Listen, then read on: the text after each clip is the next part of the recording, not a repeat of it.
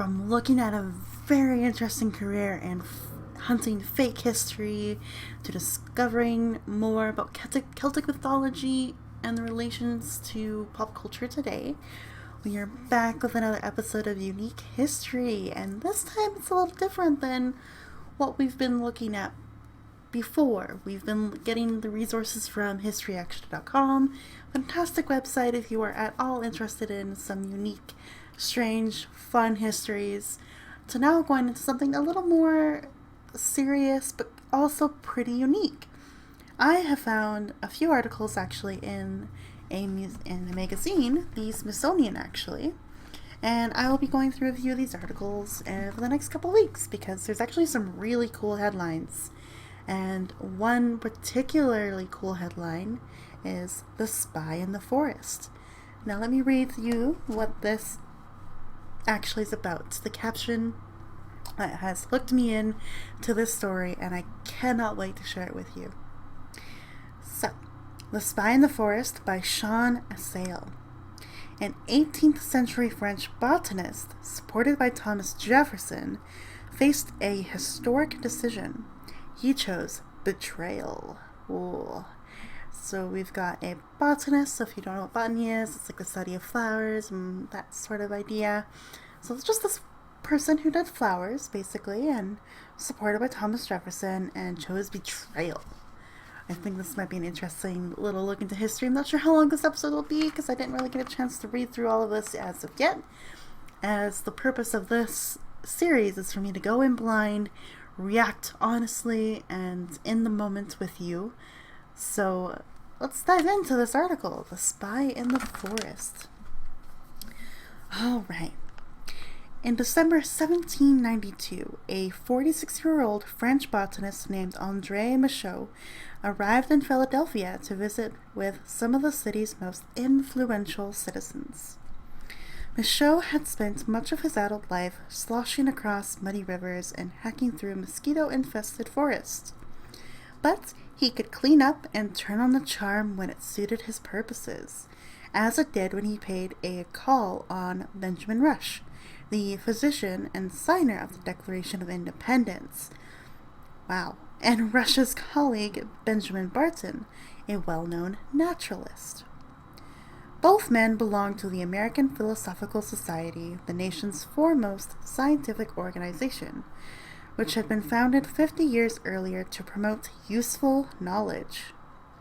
Michaux, the educated son of a farmer, told Barton that it would be useful for the United States to have geographical knowledge of the country west of the Mississippi.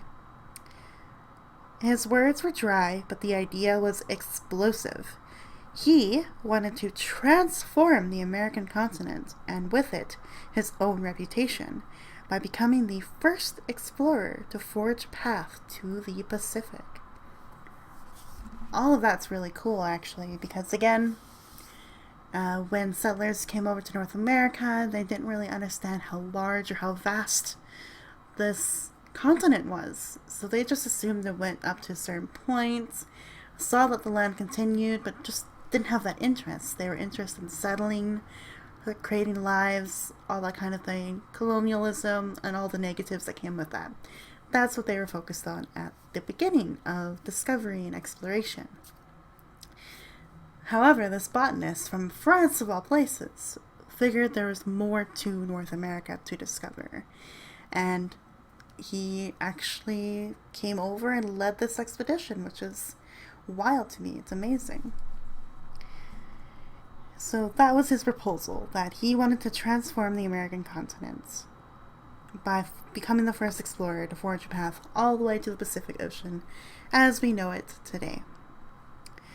Barton relayed Michaux's idea to the Society's vice president, Thomas Jefferson, who also happened to be the U.S. Secretary of State. Jefferson's obsession with the frontier west of the Mississippi River was well known.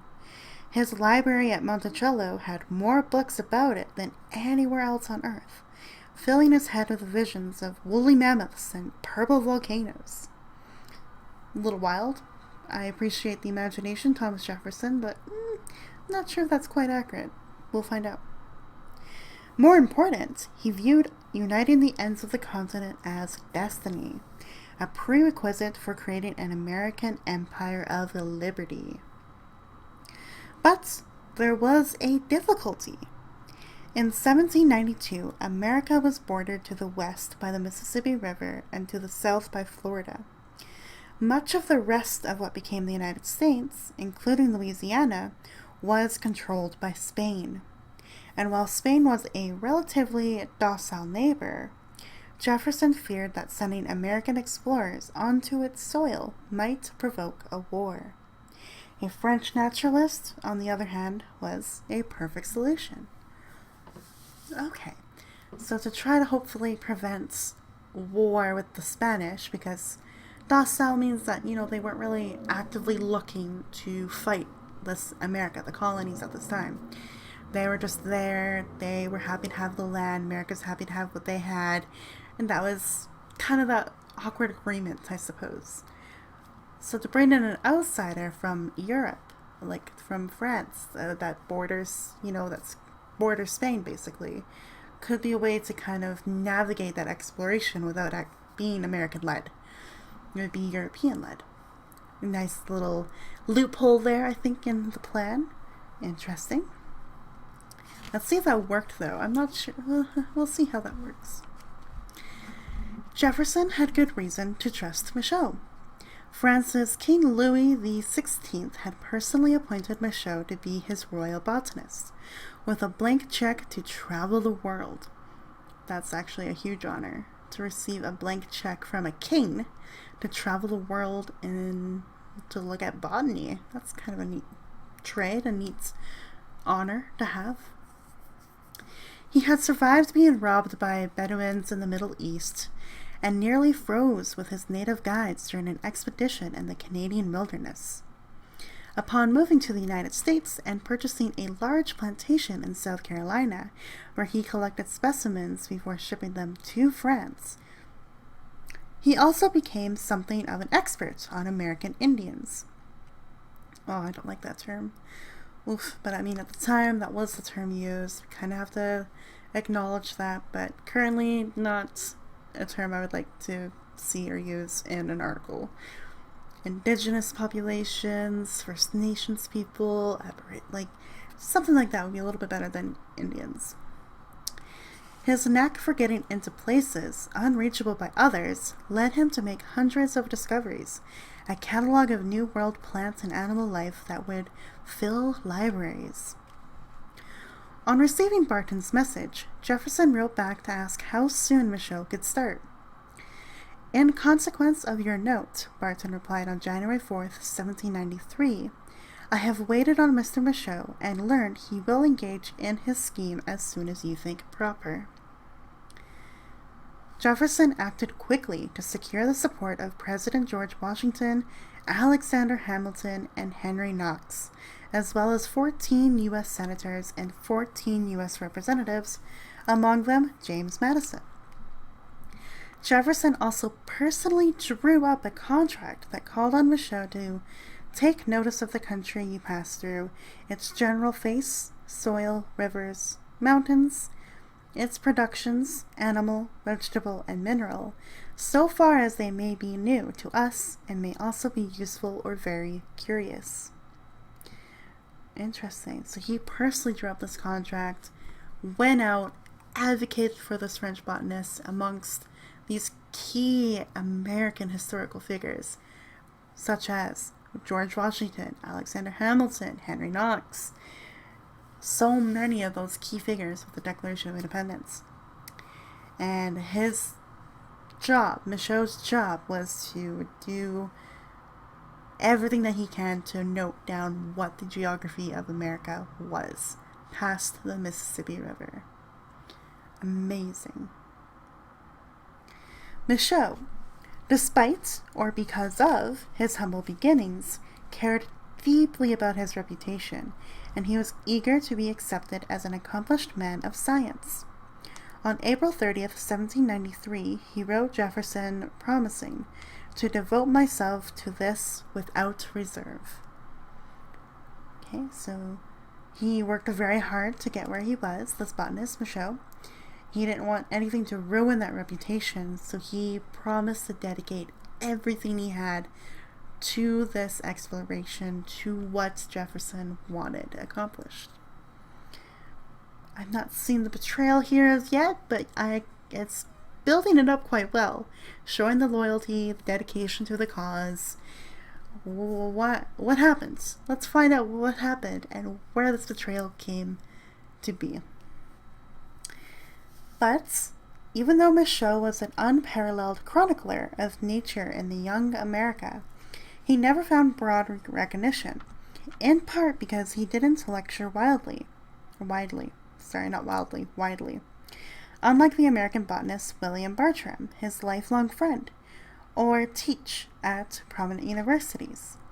Also, he published his scientific work in French and sent his collections to Europe. Today, we aren't even sure what he looked like. No portrait survives. From the appearance of his son Francois, a distinguished botanist in his own right, we can guess that Michaux père had curly black hair, a severe nose, and a dimpled chin. But that's only a guess.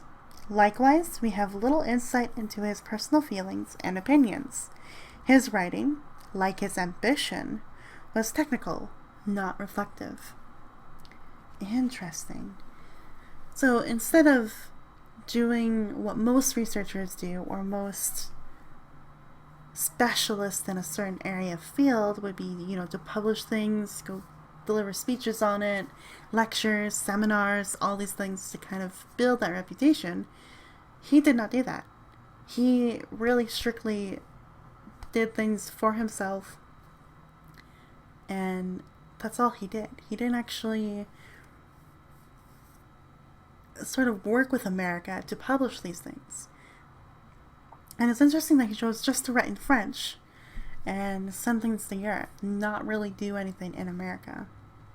I think that's a little bit of a foreshadow maybe of what is to come from this excursion that Michaux is about to go on. I'm very curious here. Let's see. Now, a retired public librarian named Charlie Williams is trying to restore Michaux to the pantheon of great naturalists.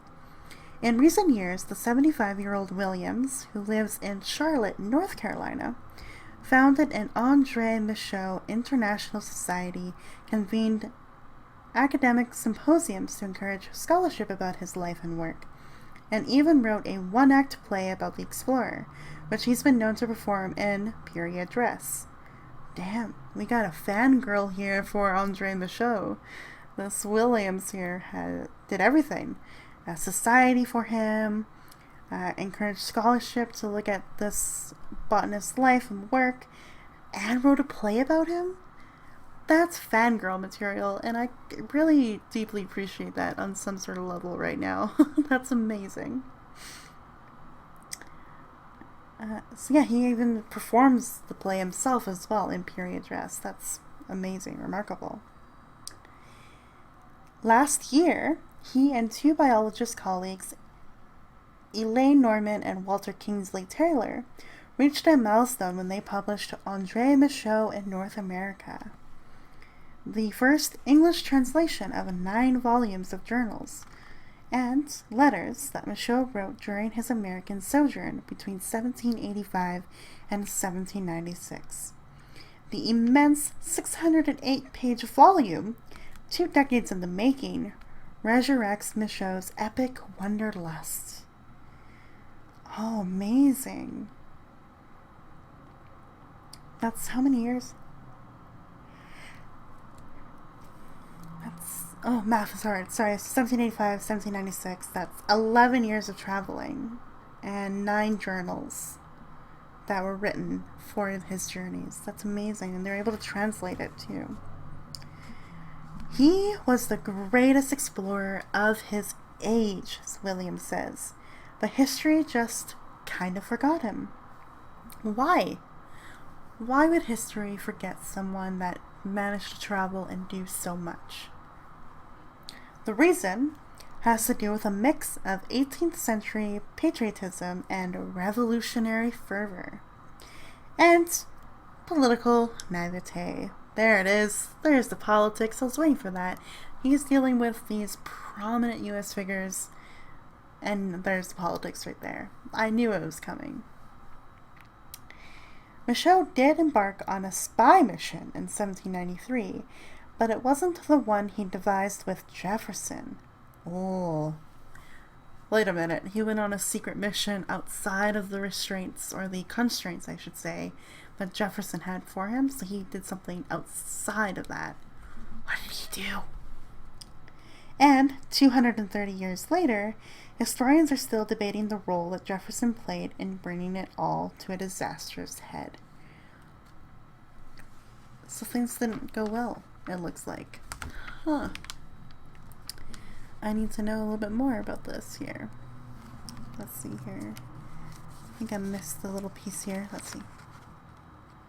Disastrous head. Okay, here we go. So, a little more history about Andre Michaux now. So, we've got this setup here, that introduction there to explore this Andre Michaux, the reputation, the history that he had there. Now we get to learn more about the man himself. Andre Michaux was born on a 400-acre farm south of Versailles, where his father managed land belonging to the king. His childhood in the gardens around the palace were relatively privileged, and he learned the family's trade in the expectation that he'd continue it. But a succession of tragedies altered that plan. His father died when he was 17, and his mother 3 years later. That's so hard. Losing both parents at that young of an age, that's awful. 4 years after that, his wife lost her life shortly after giving birth to their son, Francois. Oh man, so within a series of 7 years, he lost 3 really important people in his life, just within 7 years. That is hard. That is difficult. I know he's a historical figure, long has left this earth, but I'm sorry to this guy to go through that. A royal physician who knew the family thought Michaux needed a fresh start and introduced him to botany. Michaux instantly took to the subject and worked his way up, including a stint as an apprentice on an expedition to the mountains of Auvergne in France with Jean-Baptiste Lamarck, the giant of 18th century naturalism. In 1782, he joined a royal expedition to the Middle East that involved around 120 men and 180 camels. That's a cool fun fact. You don't often hear about the horses or the ox or whoever, like whatever's actually driving these men. So 180 camels for 120 men. That's a lot. That's quite impressive. In examining the multitude of plants with which the fields abound, he wrote on a stopover in Aleppo, I was transported beyond myself and compelled to pause and tranquilize my mind for some moments. He stargazed for his bearings and marveled that people he met in Baghdad cooked in wood stoves using tamarisk, an evergreen shrub he had never seen before. On his own, he faced multitudes of dangers. He was attacked by Bedouins, held for ransom, and forced to pay bribes. Oh, that's a rough journey.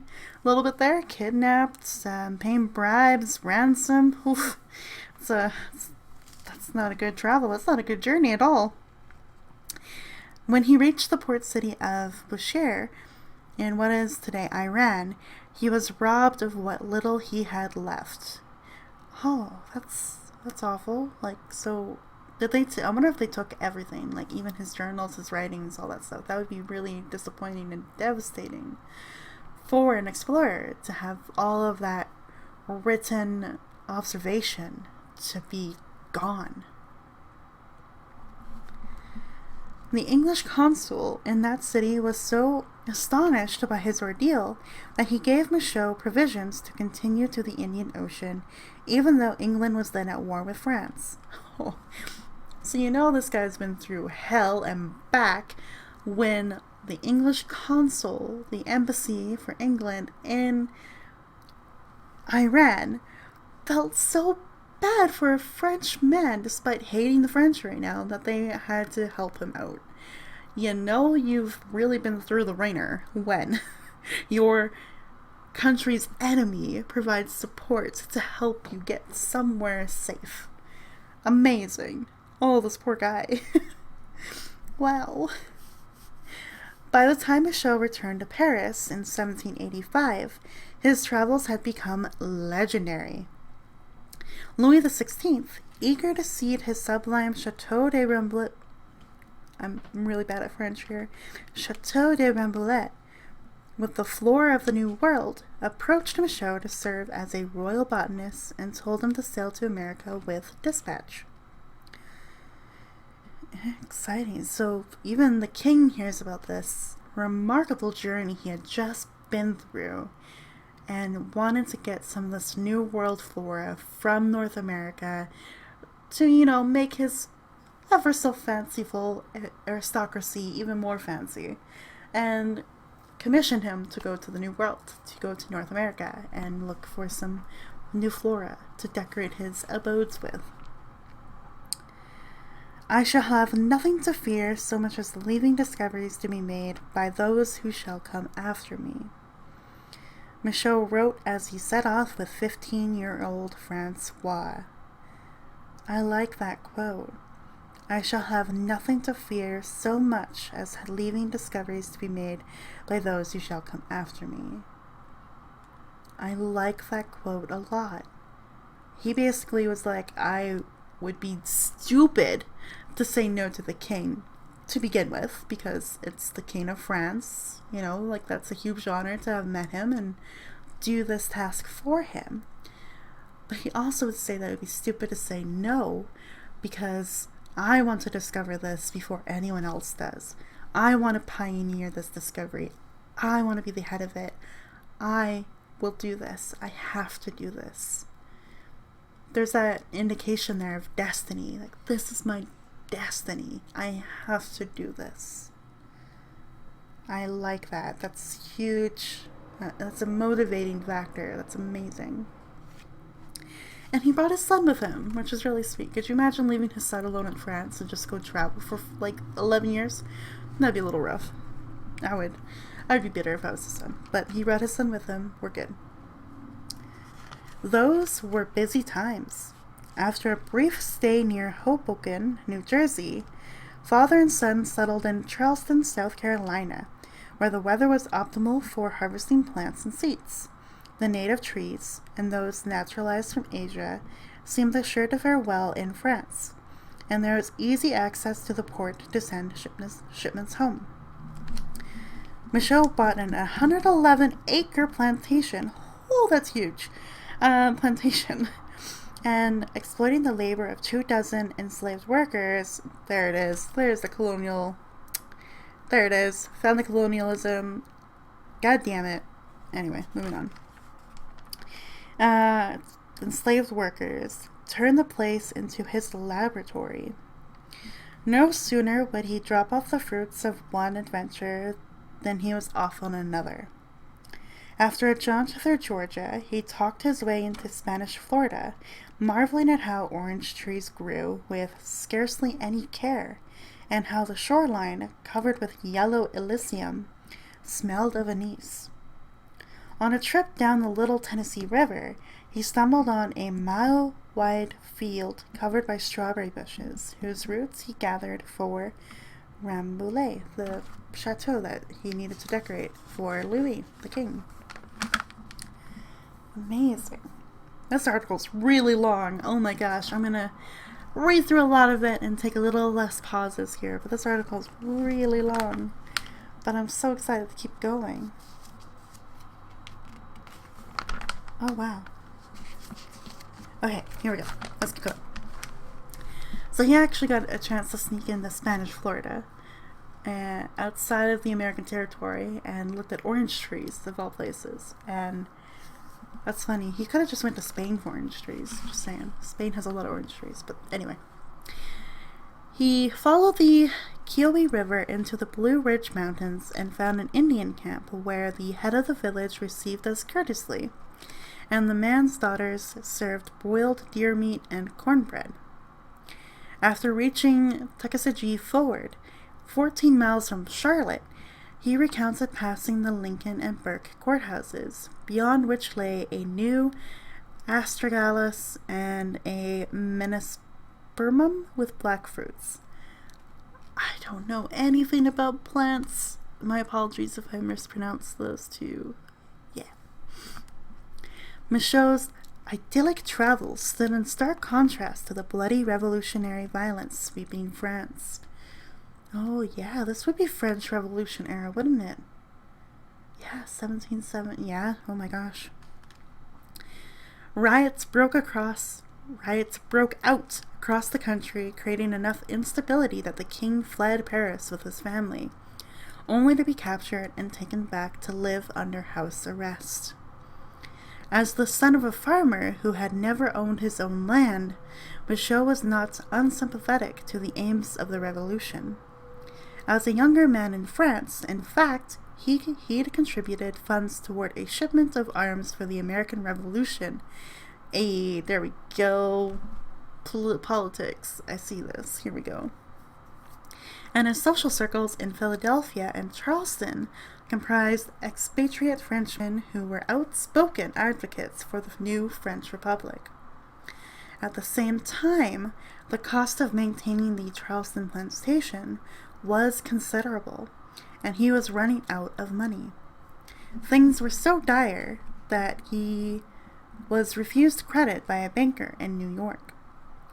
In Paris, the king's courtiers, including the aide overseeing Michaux's mission, were fleeing the city. Michaux was now more isolated than ever, as Henry and Elizabeth Savage explain in Andre and Francois Michaux, their 1986 joint biography of father and son. Then, in January 1793, the revolution's executioners beheaded the king and made Michaux a man without a job or a country. That would be terrifying to go through. Just on this expedition, doing what he loves, discovering new plants, life, geography, all these really amazing things that he was passionate about. But then at the same time, running out of money, running out of income, country is falling apart completely, and a new republic was formed, but that cutoff happened. Damn. That spring, so then again, this is 1793. Yeah, 1793. That is the height of that big explosion there. So that spring, Europe was a tinderbox. The king's execution united other monarchs against the French Republic, which was struggling with infighting and sliding toward civil war. France had declared war on Austria in the misguided hope that the population would revolt. After instituting a draft, the French expanded the conflict to Britain, which supported counter-revolutionary forces in the French provinces, and to Spain, which sent an army over the Pyrenees.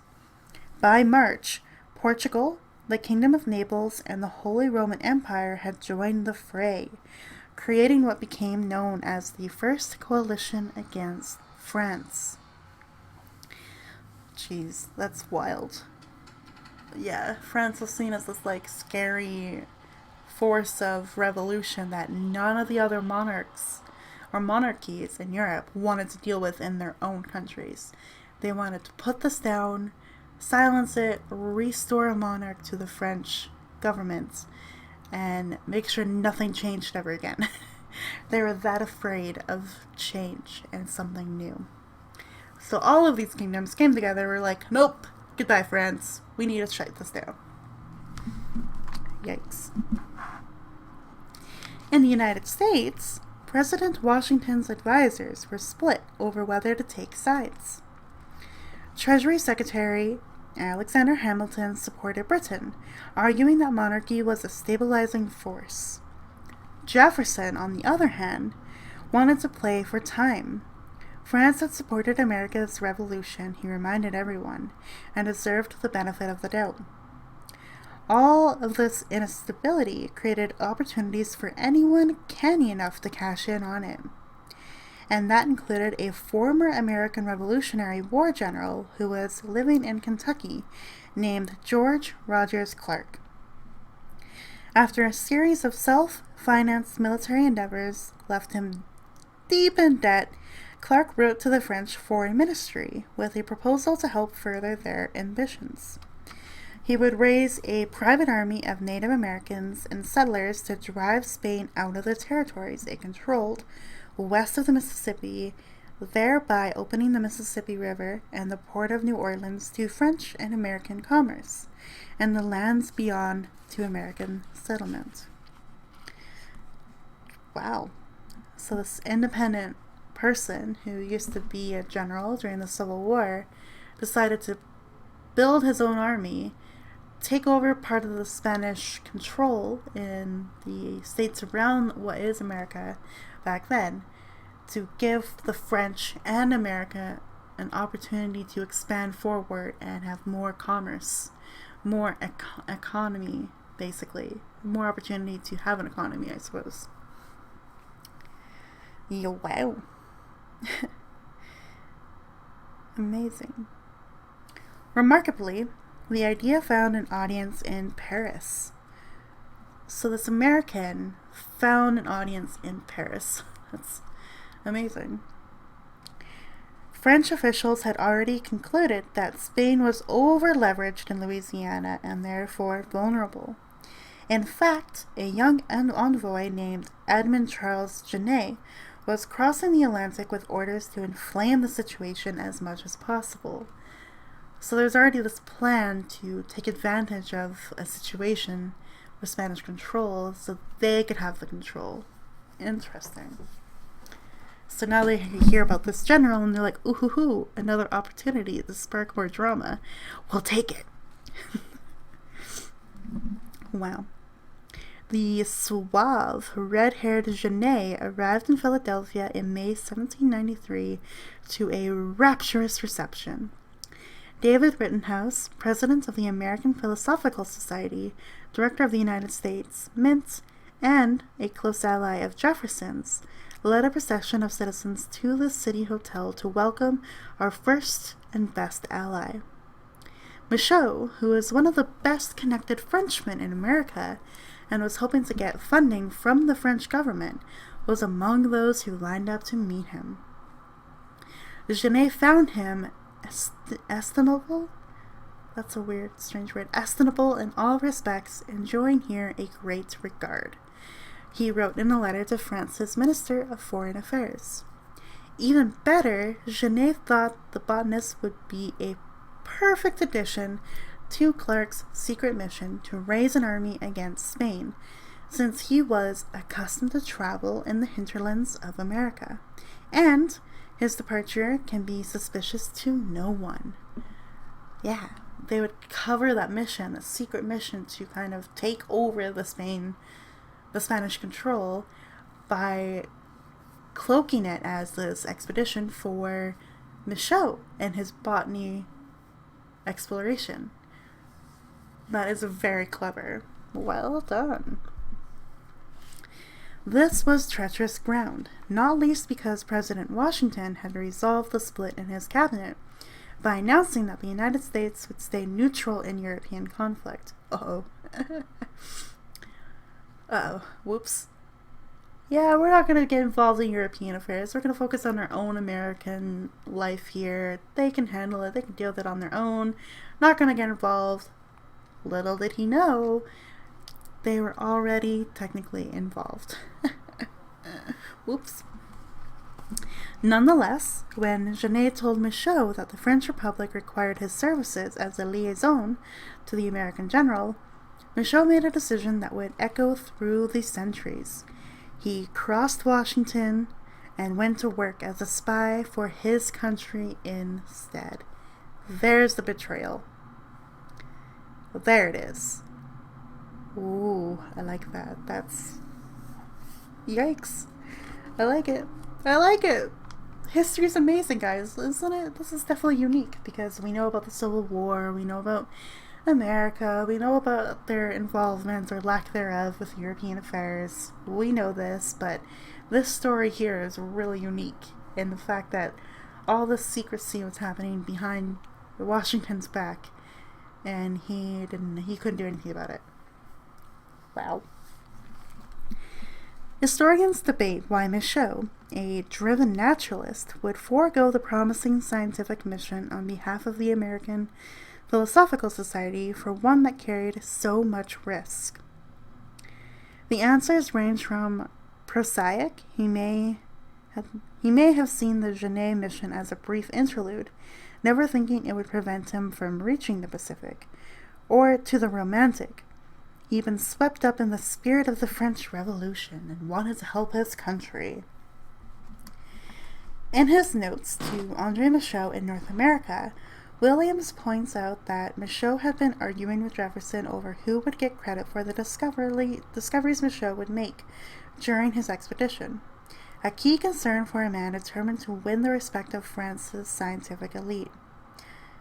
I didn't know that. So Jefferson and Michaux were arguing because obviously Jefferson would want to take some of the credit for funding the expedition, for sending Michaux out there, but Michaux would be the one actually discovering it and would want the credit to himself. So there's that arguing there that could have been that reason he switched sides, why he went with this French expedition to spy on the Spanish. The Kentucky mission may have seemed an attractive alternative. Genet now gave him the opportunity to be the first botanist to visit the area, while promising him both an annual government stipend and an even larger amount for expenses. You combine three things into that purpose as why he agreed to do this. His finances were low, he didn't have a lot of money. He was sympathetic to the French cause and the revolution, so that means he supported it and wanted to keep supporting his country. And he would still be able to do the work in botany and discovery at the same time. Those three key pieces are what most likely driven his decision to go on this spy mission. And I don't like it when they have words like in, un, or in, and, because like it's a little hard to say out loud. Words. But in Undaunted Courage, the 1996 bestseller about the Lewis and Clark expedition, the author, Stephen Ambrose, added his own twist to the debate by casting Michaux as little more than a scheming spy. Michaux had scarcely reached Kentucky when Jefferson discovered he was a secret agent of the French Republic. Ambrose's reputation was as a popular historian lent great legitimacy to that view. But William's good-natured calm melts when I ask him about it. Ambrose just missed the boat, he says. He got it wrong. So, again, Williams, just for that clarification, he's the fangirl. He's the one that really likes Michaux. And so when he hears of this other historian judging him and calling his favorite boy a spy, he's like, no. That's not true. He got it wrong. No. I like that. In William's view, though, it wasn't Michaux who was duplicitous and scheming, but Jefferson himself. Oh, shit! That's quite a claim there. That's quite... Oh, wow. Alright. William's interpretation is based on his study of fast-moving events that began in early July 1793, when Genet challenged Washington's neutrality by converting a merchant ship into an armed privateer that would launch attacks from American ports. Holy crap. This French guy really just pushed a lot of buttons in America here a little bit. Oof. Yikes. With tensions high, Jefferson met with Genet in Philadelphia to try to calm the waters. Get the pun, guys? Because stealing a boat, commandeering a... Yeah, okay.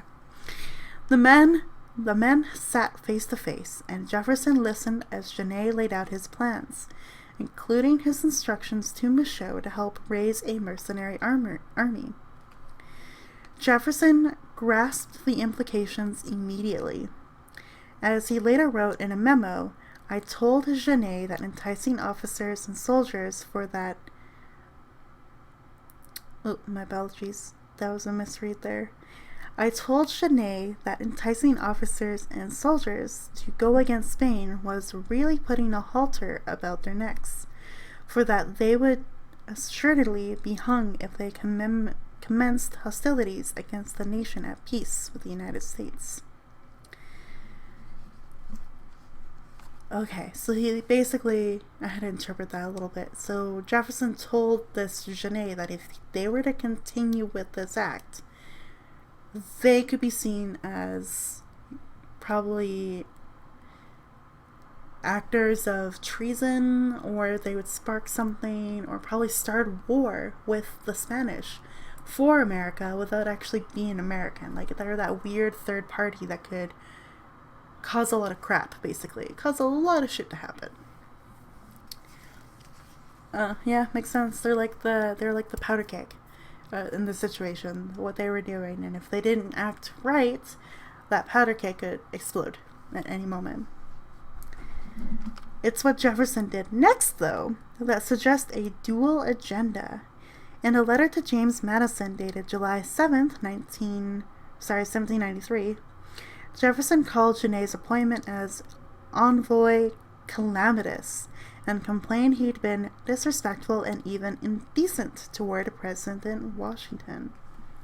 Privately, however, Jefferson agreed to assist Genet. Oh, look at this. Ooh, a little few twists here. He wrote a letter to the American governor of Kentucky to ensure that Michaux, whom he called a man of science and merit, would have no trouble arranging a meeting with General Clark. Now, why would Jefferson publicly defend Washington and discredit Genet, only to help the French envoy behind the scenes? That Jefferson could be a calculating, wily politician is hardly a novel idea, and some scholars have suggested that he was conducting what amounted to a shadow foreign policy by trying to dislodge Spain from its American territories, because he believed the United States would have more influence over a French neighbor. If this was true, his maneuvering proved prophetic after Napoleon acquired Louisiana from Spain in 1800, setting up the Louisiana Purchase. But nobody has gone as far as Williams in accusing Jefferson of using Michaux as a pawn for his own political ends.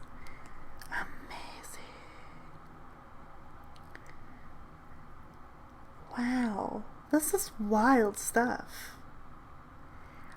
It's sad that there's not enough real proof per se that this all was happening. There's some letters written, but again, letters can be interpreted in so many different ways, and intentions can be interpreted in so many different ways, but this is wild. Wild to me. Alan Taylor, the Thomas Jefferson Foundation professor of history at the University of Virginia, supports the idea that Jefferson was likely working several agendas at once.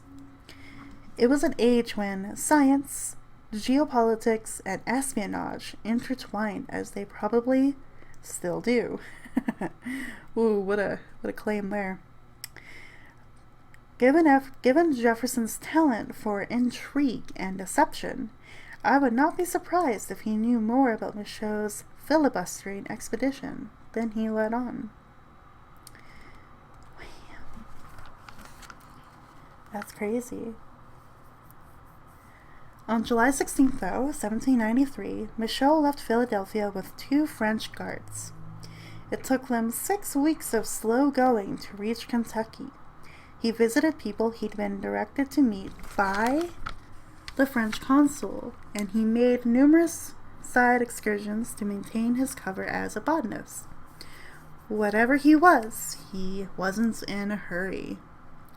In the meantime, Genet was rapidly wearing out his welcome with the American government. At a reception at Washington's home in Philadelphia, Genet badgered his way into a private audience with the president, which he used to insist that France would prevail in Europe and sue for peace on terms that France herself would dictate, and she would not forget the United States. Washington, who heard this as a threat, responded icily by saying that he considered what the French said about him to be of very slight importance. Oh, there's some shade there.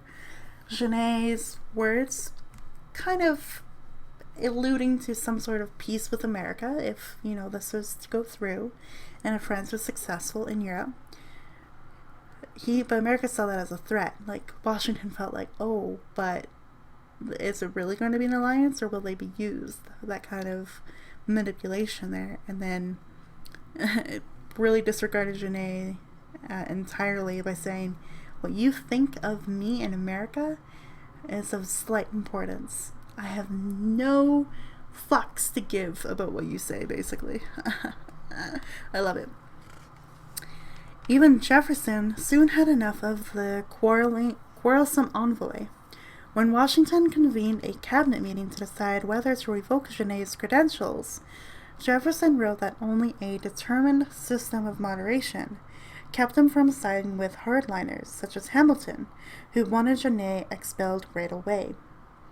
For his part, Hamilton published an essay in Philadelphia's newspapers revealing that Genet had threatened to bypass diplomatic channels and use the media to rally the American public against Washington's neutrality. By the time Michaux presented Jefferson's recommendation letter to Kentucky's governor, the pro-French feeling that had been widespread in the United States was evaporating. Meanwhile, stories about the secret French plot to raise an army against Spain was spreading. 2 Spanish officials wrote Jefferson to let him know that they'd learned that France was planning an expedition protected against Louisiana, and Spain started reinforcing its gunboats along the Mississippi. Yet, when Michaux finally reached Clark on September 17, 1793, he was stunned to discover that the general had no idea how far his idea had gone. Michaux wrote in his journal, I gave him the letters of the minister and told him the object of my mission. He answered that the enterprise in question was dear to his heart, but since he had written so long ago about it without any answer, he thought the project had been abandoned. Damn. One might think Michaux's diaries would be filled with anger at having put so much misplaced faith in Clark, but the new translations show that would be wrong.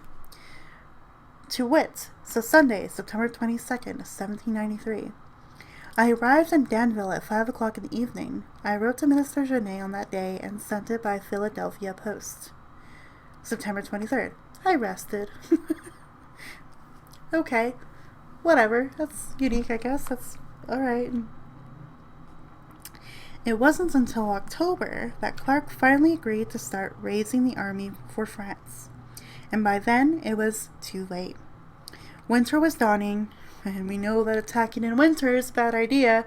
Cough, cough, Napoleon in Russia. Cough, cough. Anyway.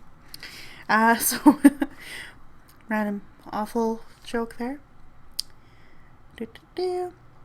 Winter was dawning, which meant any surprise attack would have to wait until spring. More importantly, the political ground had shifted. President Washington directed Jefferson to send the French government a bill of particulars against Genet. The French, eager to resolve the crisis, responded by dispatching a replacement, and Genet's operations were all cancelled. The Spanish governor of Louisiana, now aware of the details, swore out an arrest warrant for Michaux in case he tried to slip into Spanish territory again. His cover blown, his arrangement with the American Philosophical Society in tatters, and once again without a benefactor, Michaux returned to South Carolina. Jeez. What a wild story. And it keeps going. Like, I'm not sure if you guys would be interested in keep going with this, but I also don't want to leave it as a cliffhanger. Let me see how much is left in this article, because it continues for the rest of this page in the book. But then it continues again on page 118. So it's going to be left at a cliffhanger anyway, based on what I'm seeing in the book here, or in the magazine. Of course, there's no page numbers. Rude.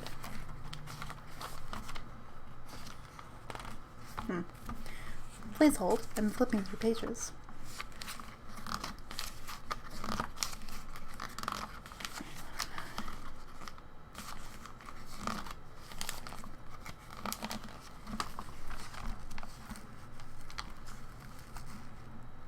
Actually, there's not that much left, so let's go through it. Let's finish reading the story about Michaux. I'm very curious here. I've got the pages marked. Let's do this. Okay. Never content to rest for long, Michaux embarked on an expedition through the Blue Ridges, where he filled his notebooks with observations that have become a kind of urtext for Appalachian environmentalists. Fair enough. In August 1794, he became the first explorer to reach the summit of North Carolina's Grandfather Mountain, one of the highest peaks of the range's eastern edge.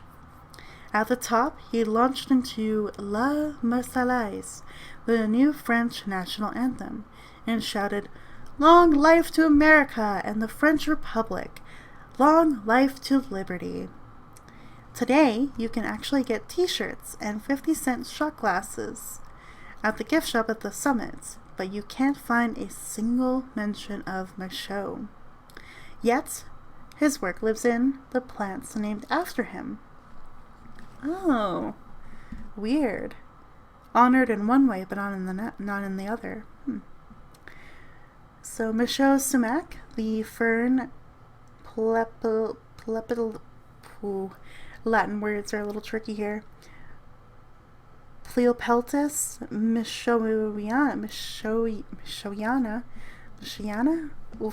a wildflower called Michaux's saxifrage. There are also the many plants he described, such as the tulip tree with a 24-foot circumference, and speckled wood lilies with softly hairy flowers and umbels that he found near the base of Black Mountain. In 1795, Michaux used the last of his personal savings to finance a year-long expedition to the American interior that took him to Tennessee, Kentucky, Indiana, and Illinois, where he learned that France and Spain had reached a truce. Elated, he tried to find guides to help him resume his delayed journey to the Pacific. But by then, he was broke. That sucks. In August 1796, though, he sailed back to Paris to be reunited with Francois, who had returned a few years earlier to raise money.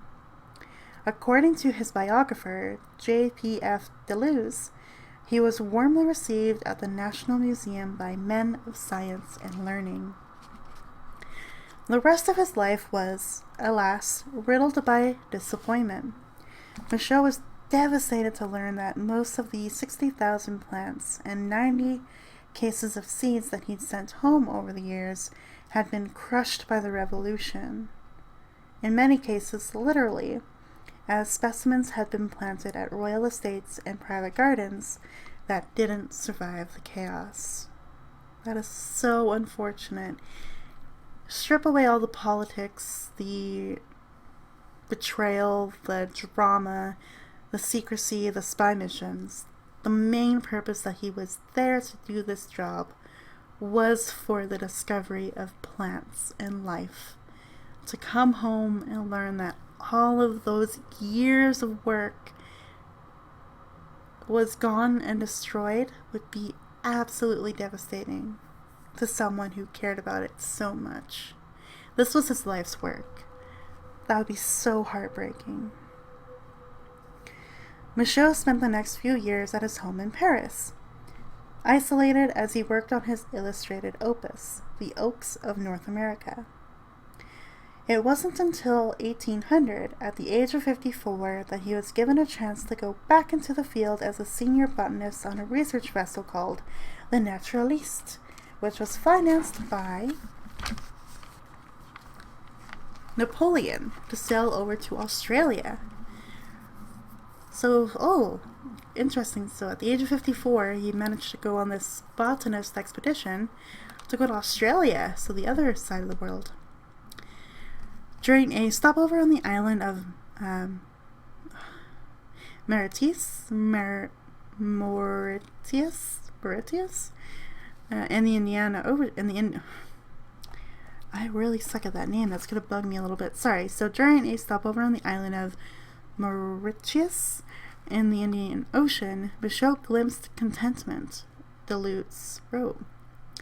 He passed his days sleeping under trees in the forest and enjoying the hospitality of a wealthy colonist. When the itch to explore struck again 6 months later, in June 1802, Michaux sailed 500 miles to Madagascar, amazing, whose isolation promised plant life not seen anywhere else in the world. He arrived in late summer and set up shop in Tamatave, now Tomasina? I'm so sorry, I'm bad at names, guys. Tomasina, a hilly port city. Working long days, he cleared bush, turned over dirt to establish a new garden that he planned to use as a hub to ferry his discoveries to Mauritius and then to Paris, where Francois continued to promote his work. The boxes of specimens and papers never made the journey to France. Oh, that's so sad. All of his work, all that he had done to prepare and set this up, all failed. It literally all failed. That is so disappointing to read. So this is back here. So in June 1802, he was in Madagascar. So in October 1802, the 11th year of the French Republic, Michaux contracted a fever and died. Oh man.